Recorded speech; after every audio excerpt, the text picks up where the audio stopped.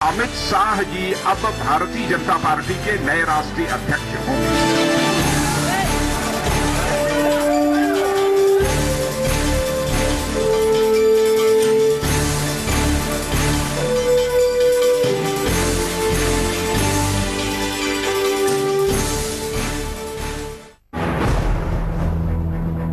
अमित शाह का परिचय देने की आवश्यकता नहीं है। कामयाबी को हासिल करने के लिए जिसकी आवश्यकता होती है वह मैनेजमेंट स्किल भी उनके अंदर। अमित शाह भारत के हनुमान है। उनकी ताकत संगठन क्षमता है और कठिन परिस्थिति में भी विचलित नहीं होना और काम करते रहना। उत्तर प्रदेश में तो इतिहास उन्होंने जड़ दिया। आज उनकी अगुवाई में पार्टी और मजबूत बनेगी। आज बड़ी खुशी के साथ हमने उन्हें भारतीय जनता पार्टी के राष्ट्रीय अध्यक्ष के रूप में मनोनीत किया है। काल्पनिक क्षमता के धनी है ऐसे श्री अमित शाह को जिम्मेदारी सौंप रहा हूं।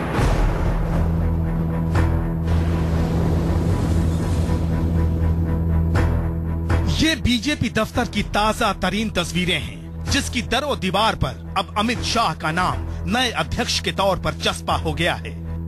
जुलाई की मानसूनी गर्मी में बीजेपी दफ्तर के खचाखच भरे हॉल में नेतृत्व परिवर्तन की रस्म अदायगी हुई तो शिष्य अमित शाह के पहलू में गुरु मोदी खड़े थे। वही मोदी जिनके आशीर्वाद के अमृत से अमित शाह का सियासी कद वट वृक्ष की तरह विशाल होता चला गया। वो गुजरात के एक अदना कारोबारी से देश की सत्तारूढ़ पार्टी के अध्यक्ष की कुर्सी तक पहुंचने का सफलता शास्त्र रचते चले गए। आखिर ये करिश्मा कैसे हुआ? कैसे गुजरात के सत्ता के गलियारों से दिल्ली दरबार तक की छलांग अमित शाह ने लगाई?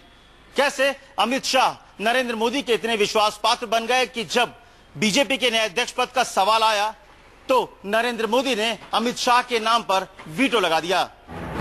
इन तमाम रहस्यमय सवालों के जवाब भी आपको बताएंगे, लेकिन पहले एक बार फिर बीजेपी के उस सियासी कूचे में चलिए जहां अब अमित शाह के नाम का जय घोष हो रहा है। जरा देखिए अध्यक्ष के सिंहासन पर नए नवेले शाह के राज तिलक पर बीजेपी कैसे जश्न में सराबोर हो रही है।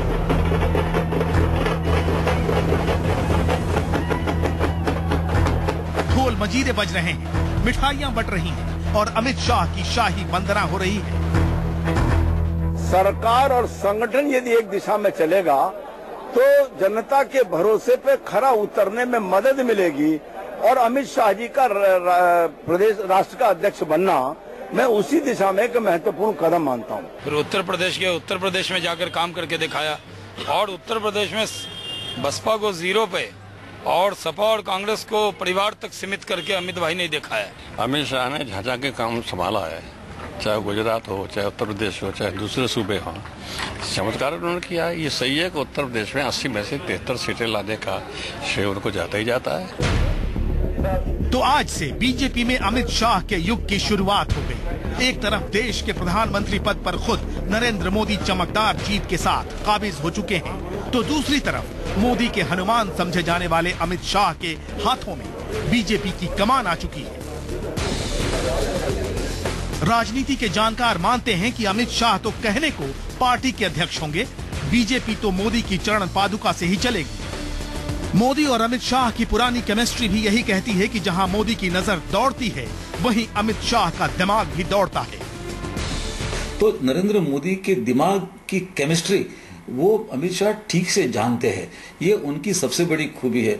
नरेंद्र मोदी सिर्फ आंख ऐसे घुमाएंगे तो अमित शाह को पता चलता है कि इनको क्या काम करवाना है, कौन सा पॉलिटिकल रीजन और कौन से पॉलिटिकल डिसीजन पे हमें जाना है। कुछ ऐसा ही गजब का तालमेल रहा है मोदी और अमित शाह के बीच।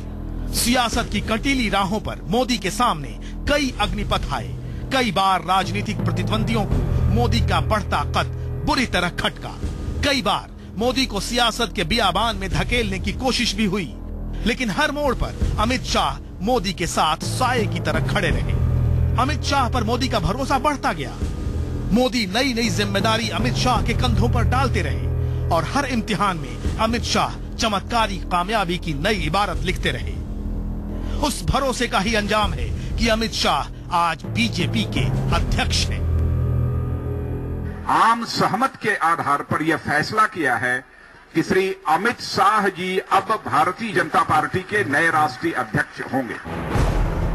नए नए विशेषणों, नए नए अलंकरणों से अमित शाह का यूं महिमा मंडन होते देख आप मुग्ध हो सकते हैं, लेकिन ये सब अनायास नहीं हुआ। एक कारोबारी से बीजेपी की अध्यक्ष पद तक अमित शाह के पहुंचने की कहानी, नरेंद्र मोदी के चाय बेचने वाले से देश के प्रधानमंत्री बनने की कहानी से कम दिलचस्प नहीं है। कैसे मोदी और अमित शाह की सफलता की समानांतर कथा आगे बढ़ी, कैसे मोदी के साये में अमित शाह का सियासी सूरज कामयाबी के क्षितिज पर चढ़ता चला गया, ये जानने के लिए आपको अतीत के उन पन्नों में झांकना होगा जब मोदी से अमित शाह का पहला सामना हुआ। वो अहमदाबाद में लगने वाली आरएसएस की शाखा थी जिसमें पहली बार नरेंद्र मोदी और अमित शाह की मुलाकात हुई। नरेंद्र मोदी बेहद ही सामान्य परिवार से आते थे तो अमित शाह का ताल्लुक गुजरात के एक रईस परिवार से था। पहली मुलाकात थोड़े ही दिन चली जब नरेंद्र मोदी हिमालय की यात्रा पर निकल पड़े।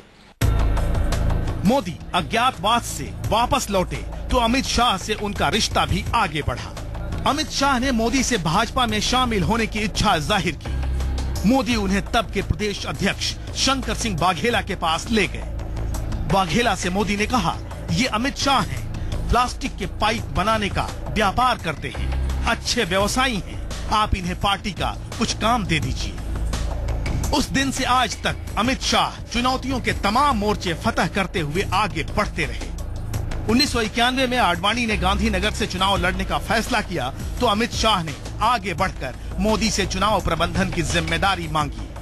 डंके की चोट पर अमित शाह ने मोदी से कहा, ये सीट मैं जिता कर दिखाऊंगा। मोदी अमित शाह की काबिलियत और जज्बे के कायल हो गए। आडवाणी की शानदार जीत हुई तो सेहरा अमित शाह के सिर बंधा।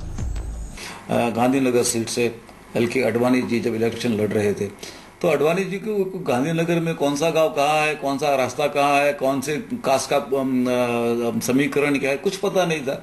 ये सब की जानकारी तो सिर्फ अमित शाह के ही पास थी। आडवाणी की जीत ने अमित शाह के सियासी करियर को गजब की रफ्तार दे दी। ऐसा ही एक और मौका 1996 में भी आया जब अटल बिहारी वाजपेयी ने गांधीनगर से चुनाव लड़ने का फैसला किया। इस बार अमित शाह के कंधों पर वाजपेयी के चुनाव प्रबंधन की जिम्मेदारी देने की पहल किसी और ने नहीं बल्कि खुद नरेंद्र मोदी ने की।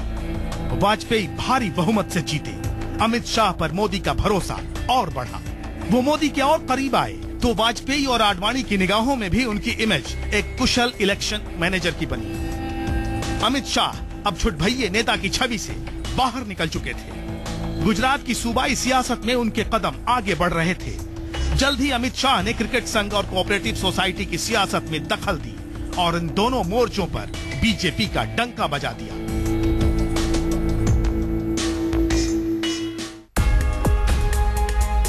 नरेंद्र मोदी के साथ अमित शाह की सियासी केमिस्ट्री 90 के दशक में परवान चढ़ने लगी। अमित शाह मोदी के आंख, नाक और कान माने जाने लगे।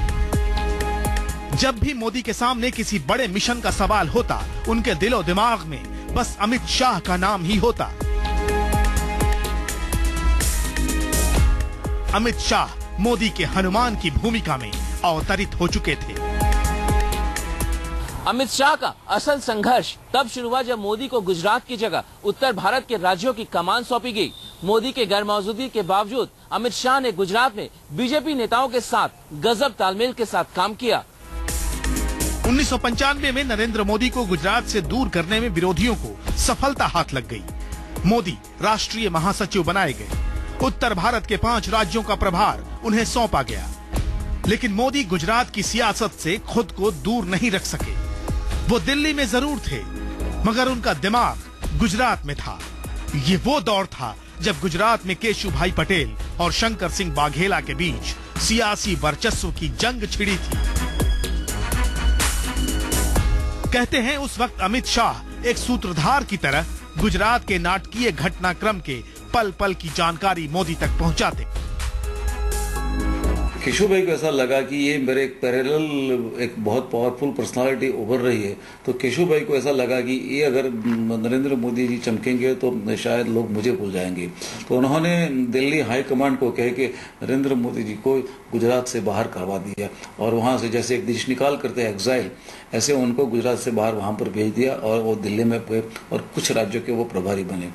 लेकिन उन दिनों में जब नरेंद्र मोदी कुछ 7 साल से ज्यादा समय तक जब गुजरात के बाहर रहे, तो नरेंद्र मोदी के सबसे करीबी रहने वाले जो 2-3-4 जो पॉलिटिशियन गुजरात में थे, खास करके गांधीनगर और अहमदाबाद में, उसमें अमित शाह उनके बहुत करीबी थे। मोदी गुजरात से दूर जरूर थे, लेकिन गुजरात में मोदी के लिए सत्ता का रास्ता साफ करने में पूरी शिद्दत से अमित शाह जुटे थे। कहते हैं उस दौर में केशुभाई पटेल सरकार के खिलाफ मीडिया में जमकर लॉबिंग हुई और इसके कर्ता धर्ता अमित शाह माने गए। खैर, मोदी और अमित शाह की मेहनत रंग लाई। केशुभाई को प्रदेश के मुखिया की गद्दी से हटाकर मोदी को कमान सौंप दी गई। यहाँ से मोदी और अमित शाह के संबंधों के एक नए दौर की शुरुआत होती है। उस अमित शाह के बनने की शुरुआत होती है जो आज हमारे सामने है। तो लोगों को एक ऐसा लगता है कि ये सबसे बड़ा शक्तिशाली आदमी है, और इसी वजह से मेरे ख्याल से नरेंद्र मोदी की जैसे ताकत बढ़ती गई, उसके साथ में अमित शाह की भी ताकत बढ़ती गई। साल 2002 में नरेंद्र मोदी गुजरात के मुख्यमंत्री बने तो अमित शाह की जैसे लॉटरी लग गई। वो गुजरात के गृह राज्य मंत्री बने। सरखेज विधानसभा चुनाव रिकॉर्ड मतों से जीतकर उन्होंने विधायक की पारी शुरू की। मोदी ने सरकार के हर अहम फैसले में अमित शाह की सलाह अनिवार्य कर दी। उन्हें 90 से ज्यादा कमेटियों में जगह दी। 10 से ज्यादा विभाग भी सुपुर्द कर दिए। मोदी सीएम थे तो अमित शाह भी सीएम से कम नहीं थे। ये वो दौर था जब गुजरात में अमित शाह का राजनीतिक रुतबा 7वें आसमान पर था। इशरत जहां, सोहराबुद्दीन, कौसरबी और तुलसी प्रजापति समेत कई फर्जी मुठभेड़ के आरोप अमित शाह पर लगे। सोहराबुद्दीन फर्जी मुठभेड़ के आरोप में उन्हें मंत्री पद भी छोड़नी पड़ी, यहां तक कि वो जेल भी चले गए। 3 महीने साबरमती जेल में गुजारने के बाद उन्हें जमानत मिली, लेकिन तड़ीपार होना पड़ा। अदालत ने उनके गुजरात में रहने पर ही रोक लगा दी। अमित शाह जेल से तो निकल आए, लेकिन आरोपों की वजह से अदालती चक्करों और सीबीआई के भयानक भंवर में उनकी सियासी गाड़ी इस कदर फंस चुकी थी कि सारा राजनीतिक जीवन ही अंधेरे में तब्दील हो गया था।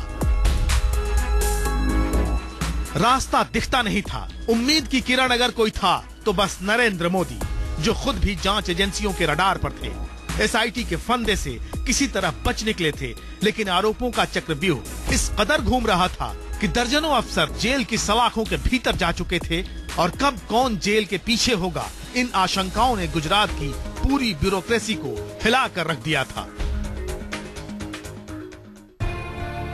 गुजरात की इस सियासत में आरोपों के इस भूचाल के बावजूद न मोदी ने हिम्मत हारी और न ही अमित शाह से दूरी बनाई। ये अलग बात है कि विवादों की वो परछाइयां आज भी अमित शाह का पीछा कर रही हैं। जिस व्यक्ति ने निर्दोष लोगों के फर्जी इनकाउंटर करे उसको व्यक्ति को बना दिया, जिस व्यक्ति ने एक अनजान महिला की उस पर जासूसी करवाई उस व्यक्ति को बना दिया। आपको बहुत बहुत बधाई। ऐसे अध्यक्ष को चुनती है जो नंबर 1 मर्डर के अपराध में अभियुक्त हैं। अपने खुद प्रदेश गुजरात के अंदर आने से जिनको मनाई थी। मोदी के साथ ही अमित शाह का सियासी ग्राफ भी बढ़ता चला गया। जब तक गुजरात में मोदी की सत्ता रही, अमित शाह सत्ता के गलियारों में सिरमौर बने रहे। –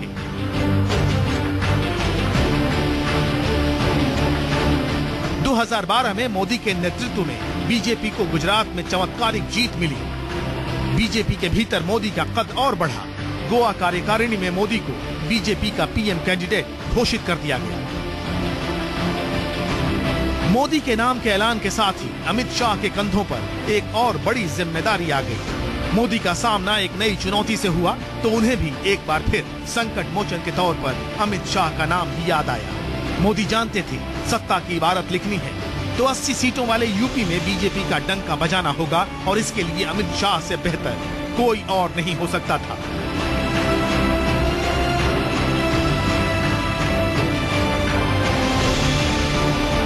लोकसभा के सियासी रण में अमित शाह ने जमकर पसीना बहाया।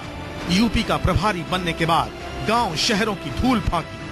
चुनावी युद्ध में वार प्रतिवार हुए तो अमित शाह ने उसी तरह खुद पर मुकदमे झेले जैसे वो गुजरात में मोदी के लिए सुरक्षा कवच बनकर उभरे।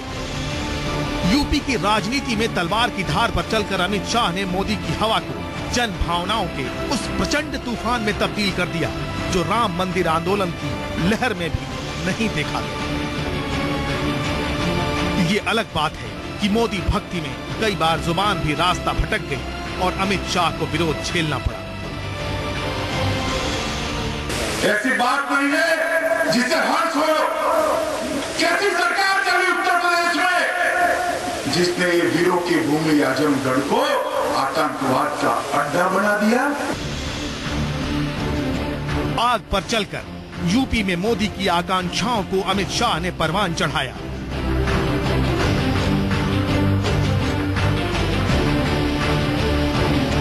अस्सी लोकसभा सीटों पर चुनाव लड़ने के लिए कुशल उम्मीदवारों की फहरिस्त तैयार हुई। यूपी में समाजवादी पार्टी, बीएसपी और कांग्रेस के नेताओं की हर रणनीति की लोकसभा स्तर पर काट तैयार की। प्रत्याशियों के चयन में कार्यकर्ताओं को तवज्जो दी। आरएसएस के रणनीतिकारों के हर निर्देश पर अमल किया। मोदी की प्रचार रणनीति को पूरब से पश्चिम तक ऐसा गूंथा कि विरोधियों के सारे दांव चारों खाने चित हो गए। सरकार और संगठन यदि एक दिशा में चलेगा तो जनता के भरोसे पे खरा उतरने में मदद मिलेगी और अमित शाह जी का प्रदेश राष्ट्र का अध्यक्ष बनना मैं उसी दिशा में एक महत्वपूर्ण कदम मानता हूं। यूपी में मरणासन्न बीजेपी को मोदी की हवा में संजीवनी देने का काम अमित शाह ने भरपूर किया तो अपनी संगठन कुशलता को भी गुजरात के बाहर साबित कर दिखाया कि यूं ही वो नरेंद्र मोदी की नजरों के नूर नहीं है। આ ચૂંટણીમાં પાર્ટીને જે ઘણા બધા લાભ થયા છે એમાં એક લાભ અમિત શાહ નામનો એક કાર્યકર્તા દેશને મળ્યો। बीजेपी की भगवा सियासत में अगर समर्थकों को नरेंद्र मोदी में भगवान नजर आए तो राजनीति के इस भगवान के लिए अमित शाह भी किसी हनुमान से कम नहीं, जिसने बीते 30 साल में अपना हर पल हर क्षण नरेंद्र मोदी के कार्यकर्ता बनकर गुजार दिया। बदले में मोदी ने और मोदी की बीजेपी ने जो कुछ भी दिया उसे प्रसाद मानकर मंजूर कर लिया। खुद सत्ता के शिखर पर चमकने की आकांक्षा नहीं पाली। नरेंद्र मोदी को शिखर पर देखने के लिए कोई कसर नहीं छोड़ी। बीजेपी और नरेंद्र मोदी के लिए समर्पित कार्यकर्ताओं की टोली में यूं ही अमित शाह का नाम शुमार नहीं है। सियासत में जब हर कोई खुद की जगह तलाशने में मस्त है, अमित शाह ने हमेशा साहिब की मर्जी को तवज्जो दी। संगठन की सफलता के लिए अपना सब कुछ दांव पर बिछा दिया। अमित शाह के समर्थक नरेंद्र मोदी के बाद गुजरात के मुख्यमंत्री की कुर्सी पर अमित शाह को बैठा देखना चाहते थे, लेकिन अमित शाह ने कभी भी ये संकेत नहीं दिया कि वो भी मुख्यमंत्री बनने का सपना देख रहे हैं। यूपी की 73 सीटों पर प्रचंड जीत दिलाने के बावजूद अमित शाह ने कभी भी उम्मीद नहीं पाली कि वो भी मोदी सरकार में मंत्रिमंडल में शामिल हो सकते हैं। नरेंद्र मोदी अमित शाह को भी केंद्रीय मंत्रिमंडल में जगह देंगे, लेकिन अमित शाह का नाम मंत्रियों की सूची से नदारद दिखा, क्योंकि मोदी ने उनके लिए बड़ी भूमिका की तैयारी पहले से ही कर रखी थी। साफ है कि जैसे बीजेपी की सियासत नरेंद्र मोदी के बगैर अधूरी हो चुकी है, वैसे ही नरेंद्र मोदी की राजनीतिक मिशन के लिए अमित शाह भी अनिवार्य जरूरत बनकर खड़े हो चुके हैं। बीजेपी में मोदी अमित के युग की शुरुआत हो चुकी है।